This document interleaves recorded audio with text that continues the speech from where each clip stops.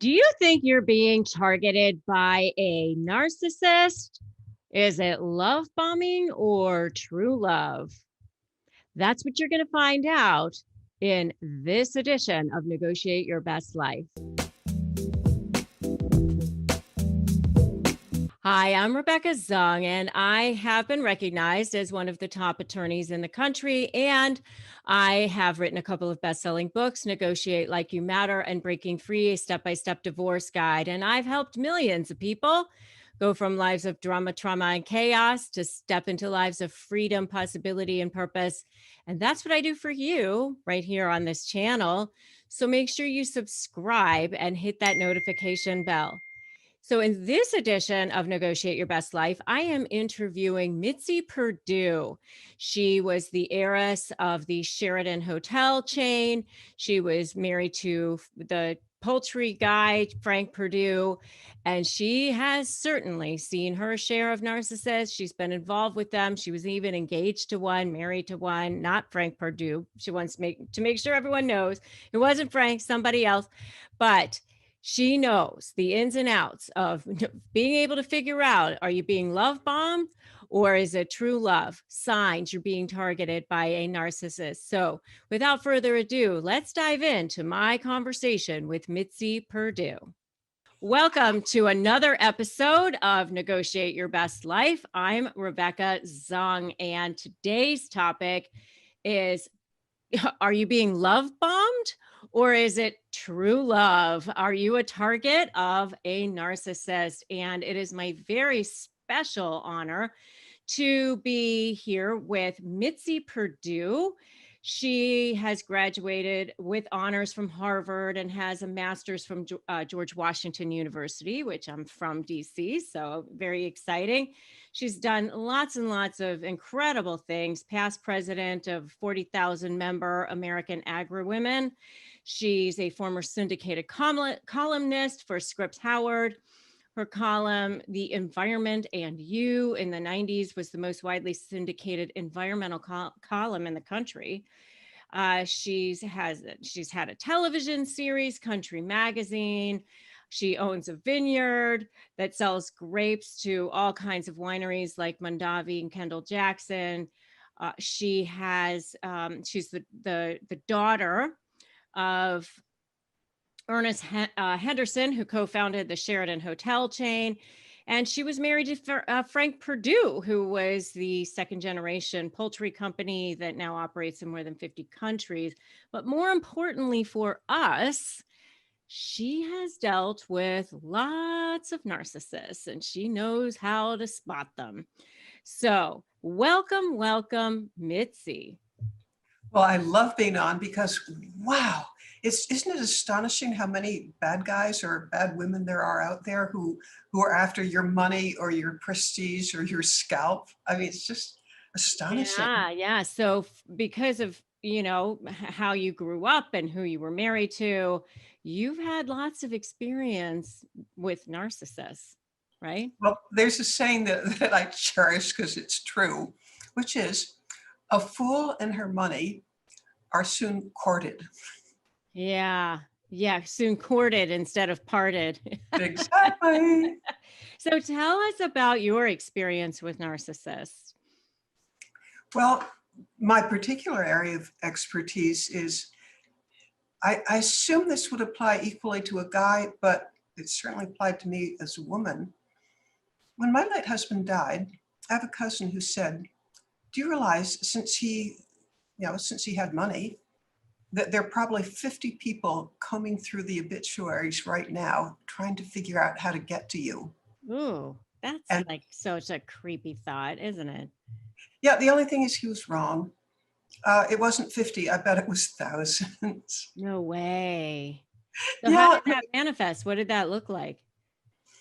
people who just felt that we should be friends, or I could help you with this, or the variety of ways that somebody can try to enter your life, or somebody tells, I have an introduction from so and so. I mean, there are people who want free money who really work at it, and pretty often it's amazing. They can be so obvious it's just painful, or they can be extraordinarily good at it.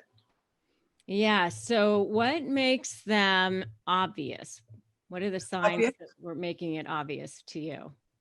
Well, the most obvious ever, there was this guy, he was a Nobel Prize winning physicist. I mean, so, he had a lot to offer. But doggone if, like the second date, he asked me what I was worth. And, On the you know, second date? yeah, and what normal person would ask that? I guess this guy was just unfiltered, but he knew what he wanted. Did he And make it to a third date? uh, yeah, I found him interesting to talk with, but the more I knew of him, the more the whole package fit. That this guy wasn't about me; it was about my money. Yeah. I mean, it was disappointing. Well, it's always disappointing, but it happened, and I mean, he was a typical narcissist. The world was all about him, and his absolute specialty was putting people down and attacking their self-worth and their self-image. I mean, he could not go through a day without interacting with 10 people and telling them that they're pronouncing a word wrong, or just things that would make people feel small. The devaluing. Yep. We call that devaluing. After the love bomb stage, they start devaluing while they're love bombing sometimes. It's just Uh, kind of confusing too. all right. But then for cases where they're less obvious, I can think of a guy, uh, age appropriate, incredibly handsome, pretty good physique. I mean, I'm 79, so at that point, he was probably 80. Oh my But goodness. You still, look amazing, by the way. For those of you who are listening and not watching, uh, wow. She thank you. looks incredible. I would have never guessed that. Thank you. Well, I'm proud of it. But back to Mr. Narcissist, who was really good at hiding it for a while. Uh, Yeah, the covert. well, I mean, he had on paper, turned out they were all lies, but at least on paper on his website, that he was half owner of one of the world's largest banks, privately owned banks, uh, graduate of Harvard Law School, Yale, Oxford. I mean, just all these credentials. And, and unfortunately, you've ever noticed that a really effective narcissist knows all the moves that can make a woman happy physically? I mean, Oh, well, they're they specialize really, in really that, right? good at reading Yeah, people. They are masters at reading people and knowing. So they are like chameleons. They become exactly what you want, you know? yeah, it was quite amazing. I'm ashamed of this, but we actually got engaged. However, the engagement, from my point of view, was over in 3 days.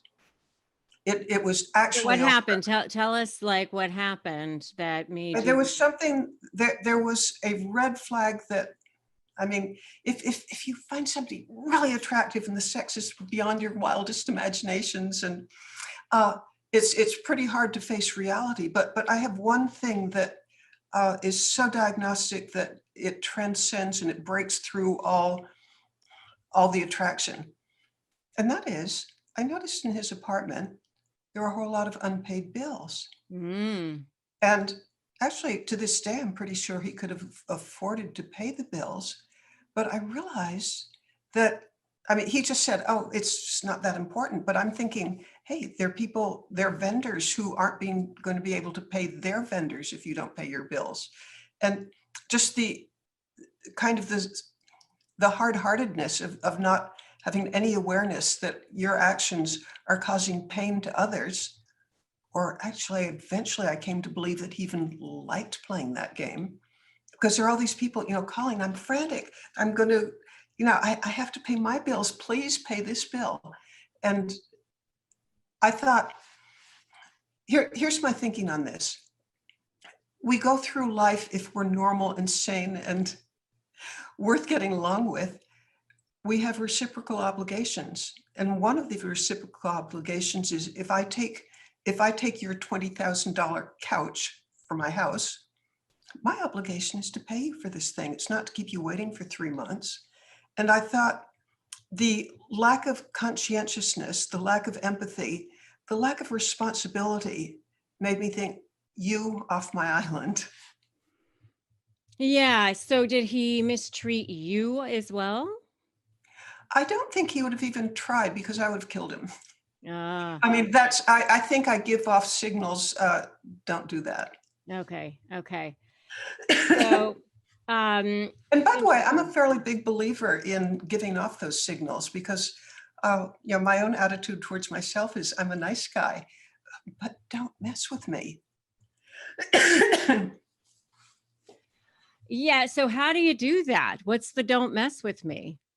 I know a lot of my, the people who are watching or listening, they're feeling powerless. They're feeling, like, the people have been mistreating them, devaluing them, gaslighting them. So I'm a big believer in self-talk. Uh, like, I think that I'm almost incapable of telling myself that I'm powerful. Now, my self-talk is, you even try to lift a hand against me, I'm, I'm going to cause you problems. I mean, I'm not here to be a victim. I'm just not. I'll never voluntarily, knowingly cause you harm, but don't mess with me. By the Yeah. way, and I think he sensed that because, I mean, he was clearly after my money. It was the most obvious thing in the world in retrospect. I learned later that there was a woman whom I got to know fairly well. He owed her $250,000, never paid it back. And when she said, I'm going to take you to court, he said, I downloaded your electronic Rolodex, and I'm going to send out emails to a couple of thousand people telling what a horrible person you are, and you'll never get married, and you'll never work again. That's what I'll do to you if you try to take me to court over the money I owe you. Yeah. So, I mean, it's good, to be tough like that, of course, but, not By everybody. the way, she did take him to jail, and he ended up spending. Oh, he lied to the court, and he ended up spending. I think he was sentenced to like a month in jail for misleading the court. Yeah. I mean, Yeah. there's such bad guys around, but they don't look like it necessarily. I mean, some do, but Mr. X, the guy that I've just been describing, uh, Sounds like he was a covert narcissist, which I call a wolf in sheep's clothing. yeah, I mean, to look at him, you just wouldn't guess he had the sweetest smile, uh, Oh, and yeah. I They can be I very think he charismatic. sized me up that I wasn't a good person to mess with physically. Uh, and we didn't even get to the part where he was seriously mistreating me because I had stopped being under his spell the moment I realized that this is somebody who doesn't pay his bills. And to me, that I don't know what for individual people, what the line that you can't cross is, but that's mine. This is a bad person if he doesn't pay his bills, and I'm not going to trust anything else he says or does. And it was so right because I mentioned all these wonderful degrees that he claimed to have. Fake. Oh, really? Fake? How did you find out they were fake?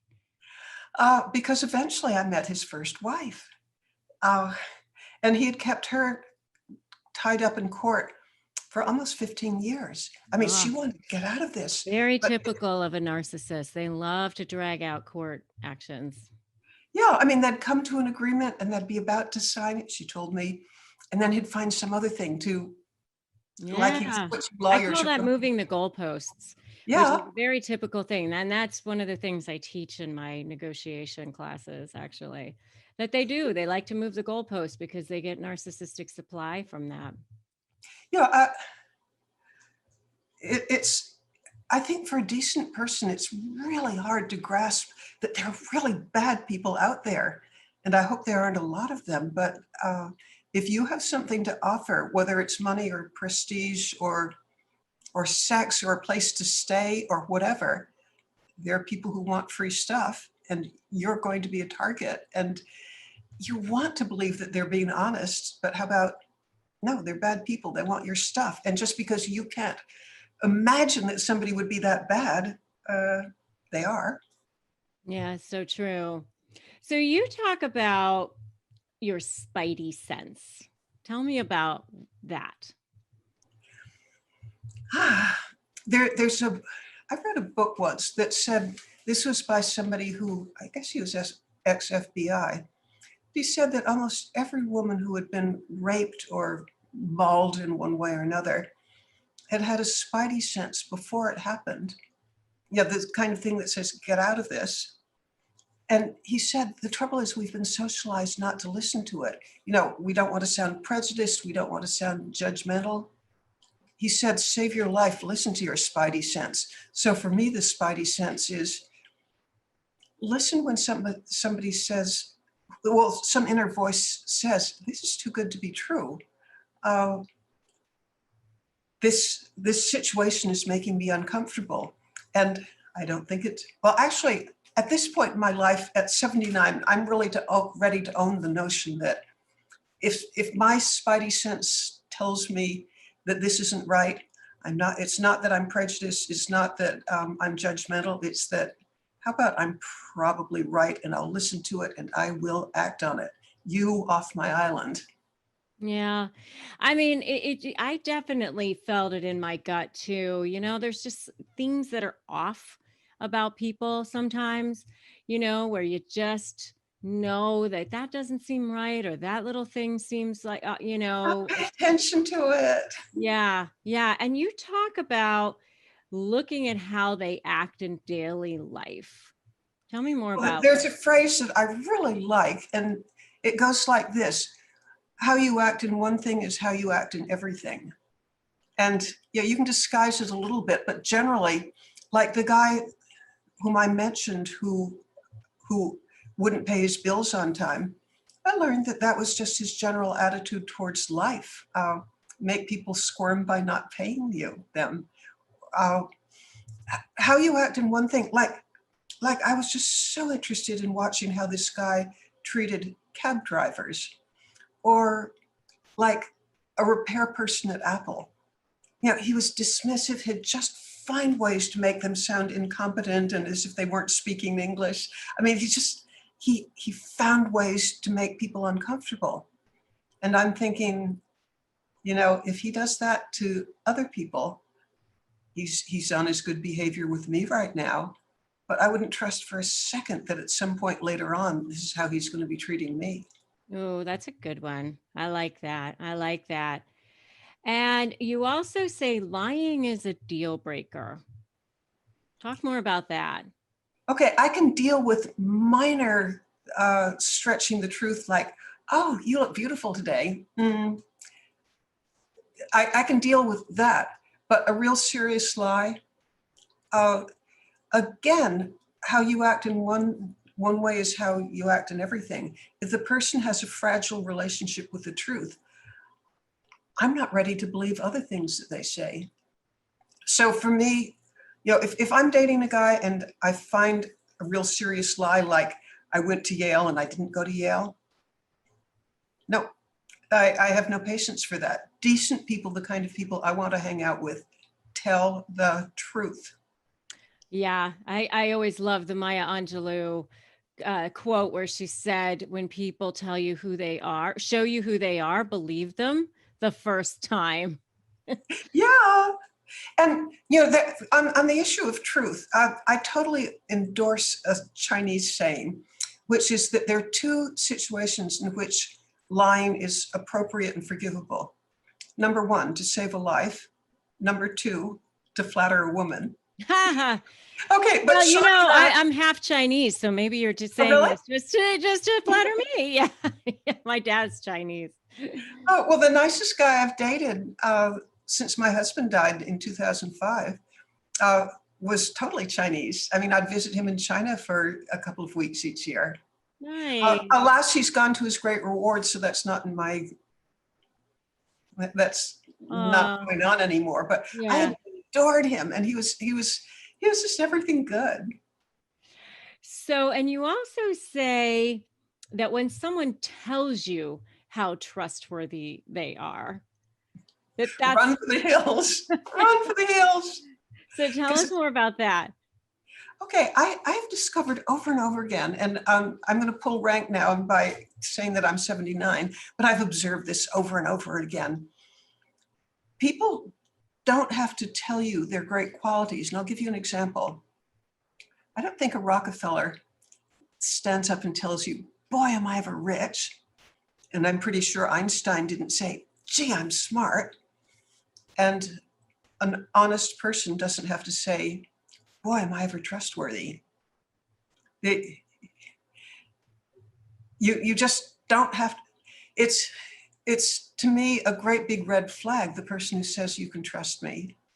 Yeah, I agree. And I also think trust is the most important ingredient in a relationship. If you don't have that, you've got nothing. Yeah. You've got nothing to build on, nothing to. Yeah, it's no foundation. No foundation. Yeah, I agree. Here's one that I really like, where you say to look for how often do they make excuses? Yeah, because, over and over again, notice how often people make excuses for being late, or maybe giving a mingy tip, or just some kind of bad behavior. And I'm perfectly willing to accept once, gee, I was overdrawn at the bank and that's why the check bounced. I think that could happen to anybody. I'd accept that, not happily, and I'd keep my eyes wide open for the future. But one time, yeah, one excuse, that works. Two, in the great balance of things, I think the second excuse weighs a feather. I mean, I'm not going to count it. Or let me put it differently. I'm not going to value it. And the third excuse, I like to say it weighs in the great big balance where truth is an elephant. This is a cockroach. Excuses, yeah, the first time, maybe. The second time, probably not. And the third time, you off my island. I have less patience as I get older, because the good outcomes for the people that you're patient with are rare. Yeah, totally. I agree. They're not going to change, right? I mean, if they show you, Totally, absolutely, completely, and not. And if they yeah, say they're changing, don't believe them, no, because they're liars at heart. yeah, I agree. So, another And one, may I interrupt with a thought on that? sure, Excuse me, because I've just been rude, but not at all. thank you. But I'm thinking on the question of not having patience and do they change?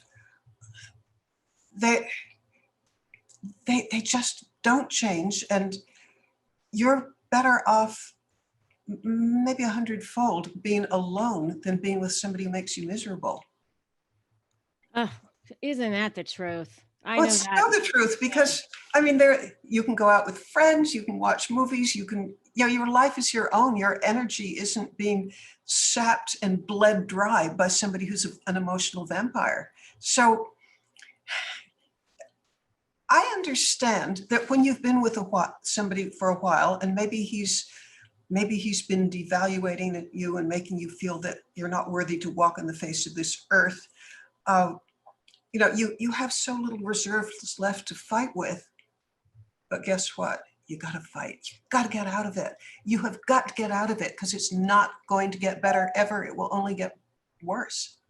And so tell yourself, like almost as a mantra, staying with him or her, it will get worse. I'm better off alone. And then once you're alone, you have a chance of meeting somebody new.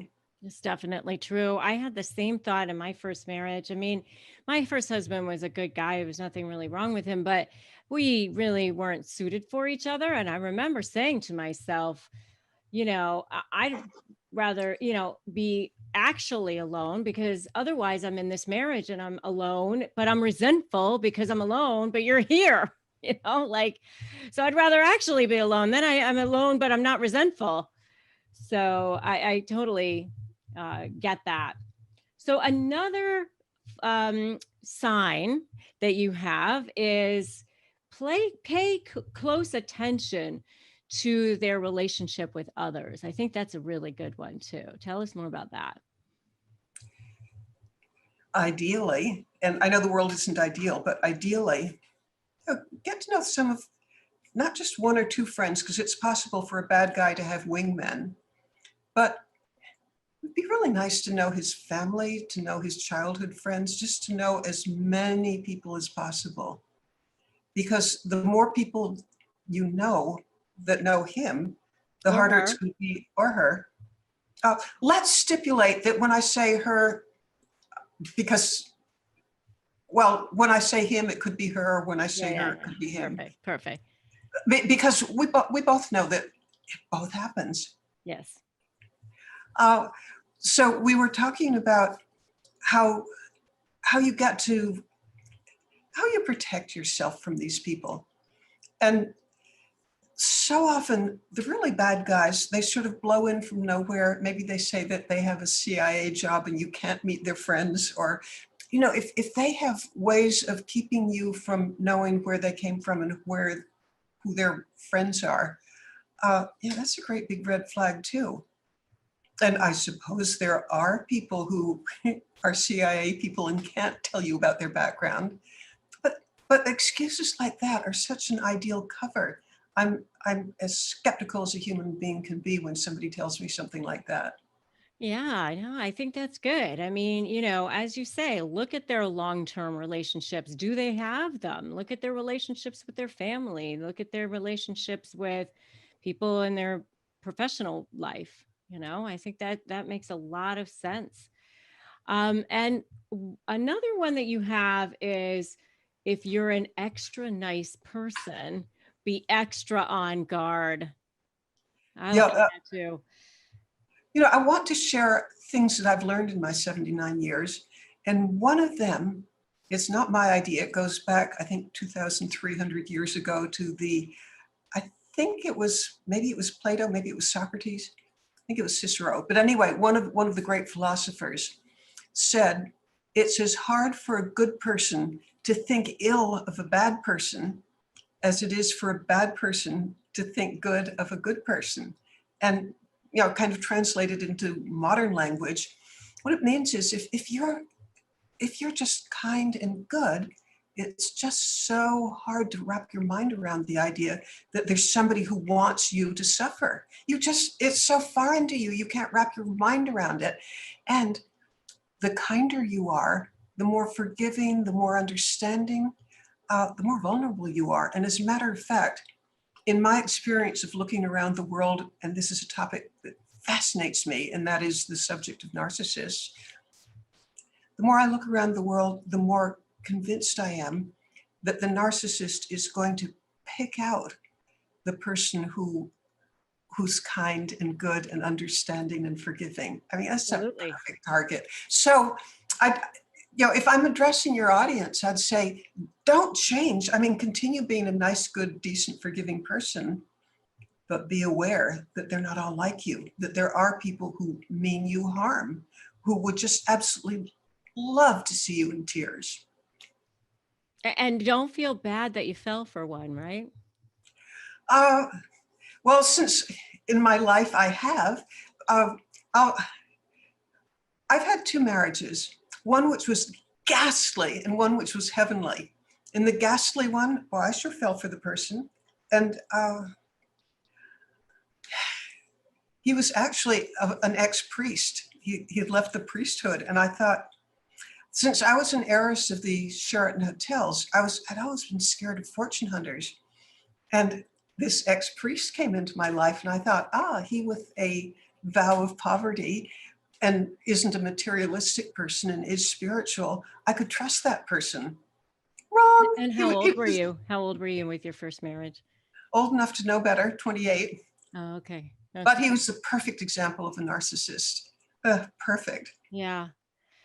So Frank Perdue was a good guy, it sounds like. Frank was as opposite from my first husband as a human being could be. He was endlessly thoughtful and considerate and kind and Oh, just good to be around.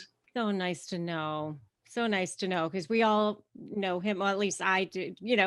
Those of us who are old enough to remember him on the commercials and, his Well, persona. I'll tell you something. He was just like the commercials. He was self-deprecating. He had a wry sense of humor.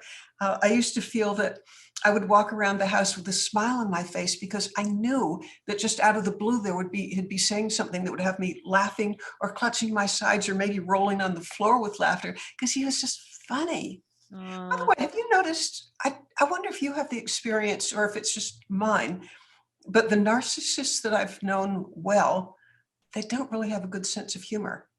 Have you discovered that? yeah, I mean, I think certain ones probably do, but not about themselves. They're certainly not self-deprecating. That's not new. But maybe at other people's expense, they have a great sense of If there's a twist of cruelty or something.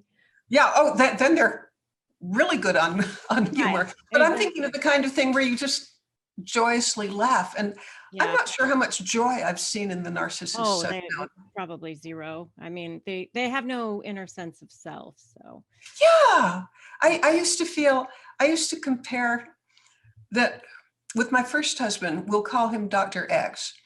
That Dr. X, there was no way of finding out where there was. There was just an endless series of facades of presenting himself as being brilliant and kind and all the stuff that of how he wanted to appear. But underneath, I felt there was nothing. oh, On the other hand, with Frank Perdue, his personality was so solid that I thought that I'm going to use a metaphor here, but imagine that you're brailing Michelangelo's David. Can you picture that marble statue of a really handsome Greek god-looking guy in yeah. marble?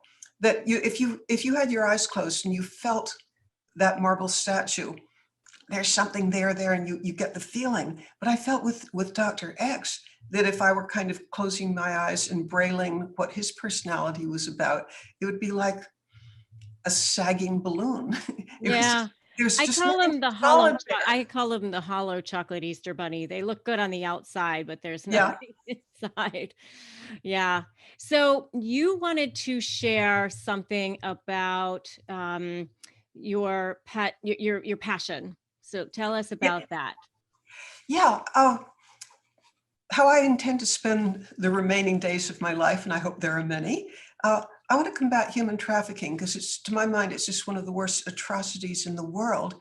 But it also seems to me that a lot of the personality of a trafficker is is a narcissist or is a close cousin, because yeah, most let's take women, but it could apply to men. Most women who get into being trafficked, it's not that somebody chloroformed them and dragged them away in a truck. No, it's more likely that you get boyfriended into it. You meet somebody who just love bombs you to the ultimate, and you're expecting to have a life together, but then he's got some financial problems, and please help out, and we'll have our future together. Do some things for me, and that involves sleeping with his best friend, and then he loves you to death for it. But then pretty soon there are more financial problems, and eventually Romeo Pimp turns into Gorilla Pimp, and he says, if you don't do these things, I'm going to kill your baby brother. I know where he lives. God. But isn't that the same sort of like seduction that, Of course. They okay, prey. so, I mean, all narcissists are predators. yeah, but these people just happen to, to my mind, it's worse. Well, I'm involved in an anti-trafficking organization. It's called Win This Fight. And if you want to go to it, it's winthisfight.org. But in here in January, it's National Trafficking Awareness Month.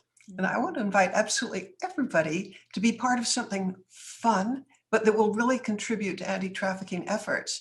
And for those who can't see, I am putting on a red bandana. And can you picture Rosie the Riveter, the World War II woman who got out of the home and went to work in the factories and changed the course of Western civilization by helping us defeat Nazism?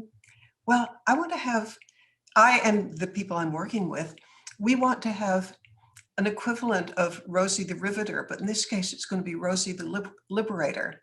We want you to put on a scarf of some sort and strike a Rosie the Riveter pose, which looks something like this. And for those who are listening, I've got a red bandana on, a really fetching grin, and I'm making a fist. The Rosie the Liberator, we want you to take images of that. And we've already got hundreds of them. Actually, it's probably thousands. We want you to post it in Facebook along with the hashtag #WinThisFight. But more important, would like you to find an anti-trafficking organization of your choice and make a $5 contribution. Because one of the things that anti-trafficking organizations really need is they need visibility and they need cash. And if you don't have an anti-trafficking organization that you already care about, but I hope you do care about, because like there are 1 million children who are being sex trafficked, forced to have sex with strangers 10, 12 times a night, 365 days a year. There are 42 million people in slavery. If you'll join this Rosie the Liberator challenge, come to winthisfight.org and upload a picture. And if you choose to donate, that would be fabulous. If you choose to write an essay, I mean, this is all optional, but of why this is important to you, we're having, it's going to be like a contest, and there's no prizes to the contest other than the satisfaction of maybe you had the funniest pose, maybe you had the most original, maybe you had the most artistic. I know right now of graphic artists who are interpreting this, some like modern art, some very realistically. Upload your picture, upload it to winthisfight.org, and I'll publish it. And would just love to have you, because human trafficking, I do think, is the worst scourge on the face of the earth. It's narcissists gone to the nth degree, and let's help stop this. I think that is absolutely incredible. And everybody listening, go to winthisfight.org, post your picture, donate your $5, and let's win this fight. So that's amazing. Is there anything else you want to share about you, what you're up to, how they can find you? Well, yes, if they go to winthisfight.org and they want to get more involved, we have, how about hundreds of different jobs that need to be done? And I make a promise to everybody who volunteers, and there are about 400 now, that I will find work that fits what you want to do, fits your talent stack.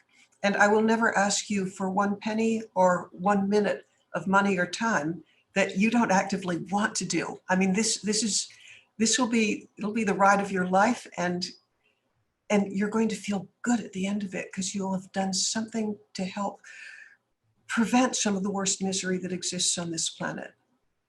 I agree. Thank you so much, Mitzi Perdue.